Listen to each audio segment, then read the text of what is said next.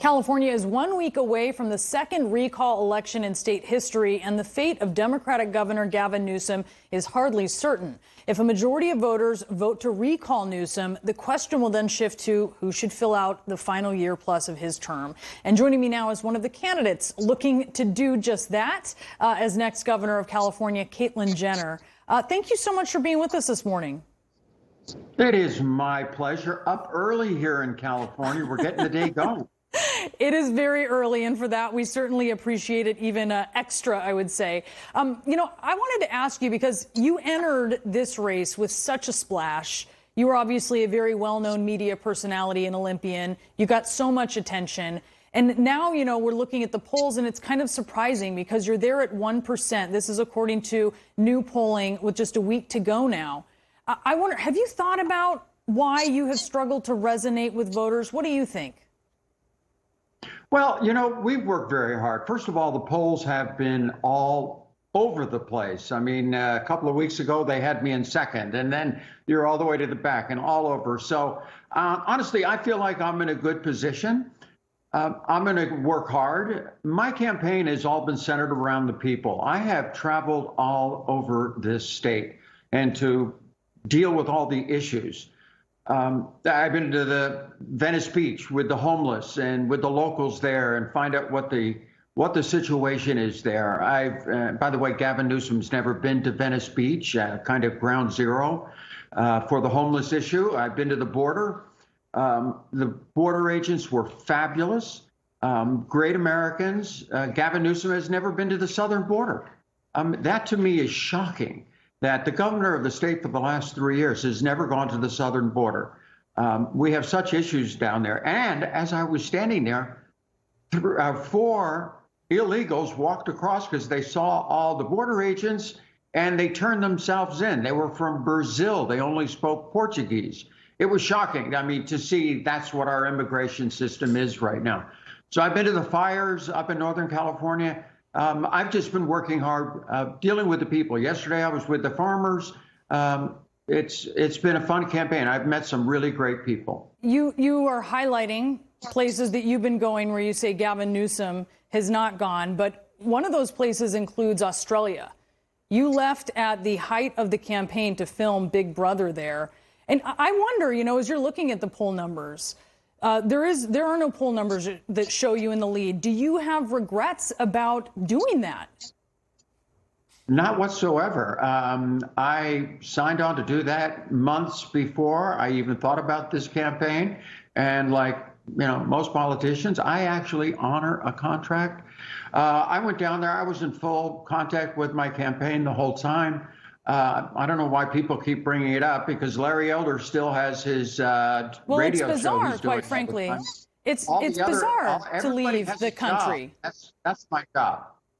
Okay, fair enough. It is bizarre for a political candidate to leave in the middle of a campaign to go out of the country. I'm just saying we don't see that very often. But speaking of Larry Elder, you've repeatedly tried to position yourself as this moderate alternative to Larry Elder, yes, which, obviously that's very key in a state like California.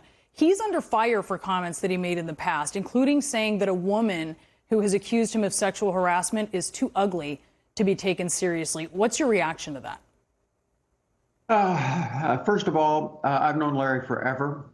I've been on his show. He is a very right-wing, conservative talk show host, and he does express his opinions. There has been other issues of Larry personally coming out recently, which, if they are true, there's more to governing than just dealing with the economy. What about it? What are his policies when it comes to women? What is LGBT issues? We don't know that yet. And so to me, it scares me. What it has done is it has given the Democrats a lot of ammunition to go up against him. All the ads are this Republican recall, and Larry Elder, far right-wing Republican. But is it disqualifying? Do you think these accusations against him? I'm sorry, what was that? Do you think it's disqualifying, these accusations against him? No, I don't know if it's disqualifying. There's just questions about Larry Elder that I think need to be answered. and it has given the Democrats an enormous amount of ammunition. I think Larry Elder, in a lot of ways, is not good for the recall because there are so many undecided voters. A couple of weeks ago, it was 55%. I hear it's down to 40% now. 90% of those are Democrats, and the rest are independents. You cannot win California just with the California vote. It would be very difficult. You need to bring, and that's why me being a moderate Republican, I think is more like most Californians think about California. I mean, the reason I'm there, I have conservative economic values. I believe in less taxes, less regulations, a pro-business environment. But then on social issues, I'm moderate. I'm inclusive to all people. And I think that's the way most Californians are. So let's talk then about one of those issues, abortion, because Governor Newsom obviously has made this an issue in the campaign. We've seen it get so much attention with the Supreme Court allowing this Texas law that essentially bans all abortions to stand. On that issue, where are you? Do you think that California should have a similar law? I am for a women's right to choose. I am also for a state having the ability to make their own laws. And so I support Texas in that decision. That's their decision. I'm okay with that. But as far as being a woman's right to choose, I don't see any changes in our laws in California in the future. But you're fine with the Texas law, even though you say that you support abortion rights. You are fine with a law that essentially outlaws abortion. I think they have the right in their state to do what they want to do. Now, do I agree with the decision or not? No, to be honest with you, I actually probably do not agree with the decision. But I agree with they have the right to make their own decision. I want to ask you about COVID-19 because that's another one of the top issues on the ballot. And I know that you've been very quick to call out the governor about how he has handled the pandemic in your state. Recently, though, you were asked which governor did it right. And you said Florida Governor Ron DeSantis. And I wonder why that is, because Florida right now is leading in COVID deaths per capita, averaging roughly 240 per day. California is averaging significantly less at 80. So, why is that your assessment that he's done a good job, DeSantis? Personally, COVID throughout, it seems like every month it's a whole new set of rules.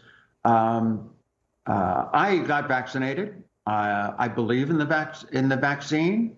I would encourage people to get it, but my 95-year-old mother got vaccinated. Okay, but we're talking about your assessment of governance in the COVID pandemic, and you said that Ron DeSantis was the best at it. I mean, those death numbers, yes, they don't lie. You're bringing that up, and that was a few months ago. Obviously, things have changed, and I'm sure he will respond the best he possibly can to this. Do you change your assessment of that? Can I ask you, Caitlyn? Do you feel differently then? You think what do you think about how Florida and Ron DeSantis have done? I think overall, as things change, I think when the pandemic came out, I think he did a very good job. There is that delicate balance between the science and the economy and public health. I think at the beginning, he weighed it very well, and he was able to keep the economy going. The reason Gavin Newsom is in this recall is because the way Gavin Newsom wasn't for the kids, he was for the teachers' unions. And the way he shut this state down for a year was the reason for the recall. I guarantee you, most of the people, of the 2.2 million people who signed the recall ballot, were mothers of kids who have been kept out of school. But is DeSantis doing a good job now? To be honest with you, I've been so into California politics right now that I really haven't followed it that closely, what's happening in Florida. We've got a week to go. I'm on the road every day. I'm up at 5:30 in the morning here talking to you. So we have been going really hard on the campaign. And I'm pleased the way things are going. Well, you are up bright and early for us, and we appreciate that so much. Caitlyn Jenner, thank you for being with us on New Day. It certainly was my pleasure.